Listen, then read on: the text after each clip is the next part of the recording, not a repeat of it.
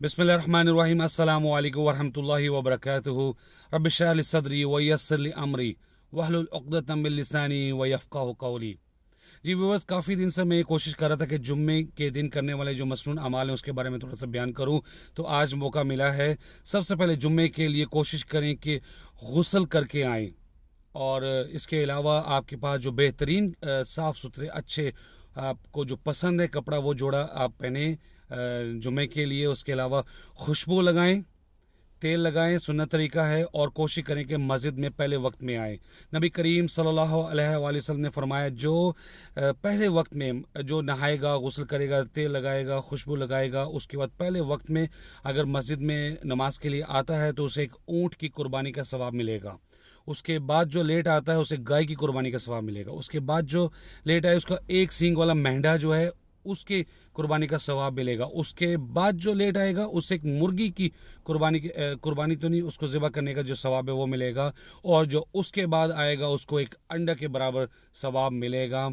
तो आप देख लें पहले वक्त में आने का कितना सवाब है। और जो जब खुतबा स्टार्ट हो जाता है तो जो फरिश्ते मस्जिदों के गेट पर होते हैं लिखने के लिए कौन किस वक्त आया है, वो अपना रजिस्टर बंद करते हैं और बैठ के खुतबा सुनने शुरू हो जाते हैं।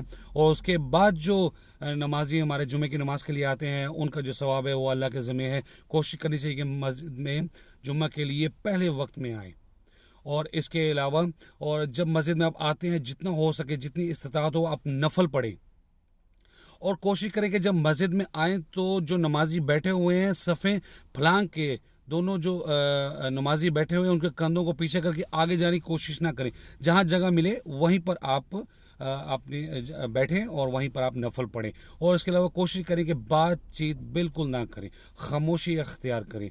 और यहाँ तक कि अगर खुतबा हो रहा है और अगर कोई बंदा बात कर रहा है तो आप ये भी ना उसे कहें कि आप खामोश हो जाओ, मना है। ये आदाब में आता है जुमे की नमाज की। तो इसके अलावा किसी चीज़ के साथ आप खेलें नहीं, कोई रुमाल, घड़ी, अंगूठी, किसी चीज़ के साथ खेलें नहीं। और कंसंट्रेशन के साथ आप खुतबा को सुने। और इसके अलावा जब आप मस्जिद में पहुँचें तो आप दो सुन्नत जो तहियतुल मस्जिद है वो आप लाजमी अदा करें। जैसे पहुँचते हैं खुतबा चल भी रहा है तो आप उसको अदा करेंगे। और इसके अलावा ख़रीदो फरोख्त बिल्कुल मना है। जुम्मा का जब वक्त होता है उस वक्त जुम्मे की नमाज जब आप पढ़ लेते हैं फिर हुक्म हुआ है कि आप ख़रीदो फरोख्त के लिए आप बाज़ार में जाएं और अपनी कारोबार कर सकते हैं। इसके अलावा आप जुम्मा के दिन सूरत कहफ को ज़रूर पढ़ें। और अगर वक्त नहीं मिलता किसी वजह से तो पहली जो 10 आयतें हैं वो ज़रूर पढ़ लें। हदीस में आता है कि जो जुम्मा के दिन सूरत कहफ पढ़ता है उसके लिए एक नूर रोशन कर दिया जाता है। अल्लाह ताला हमें तौफीक दे। 15 मिनट लगते हैं सूरत कहफ को, 15 से 20 मिनट आप लोग ज़रूर वक्त निकालें और इसे पढ़ें। इसके अलावा जुम्मा के दिन कसरत से नबी करीम सल्लल्लाहु अलैहि वसल्लम पर दुरूद इब्राहिमी या दुरूद जो है वो आप भेजें तो उसका भी बहुत सवाब है। और इसके अलावा जुम्मे के दिन कसरत से दुआ करें, अल्लाह ताला मुझे और आप सबको तौफीक दे। क्योंकि जुम्मे के दिन कहते हैं कि कोई ऐसी घड़ी आती है जिसमें दुआ कबूल होती है। वो मखसूस उसका वक्त हमें उसका इल्म नहीं है, लेकिन दुआ कबूल होती है। तो कोशिश करें कि जुम्मे वाले दिन ये जो मैंने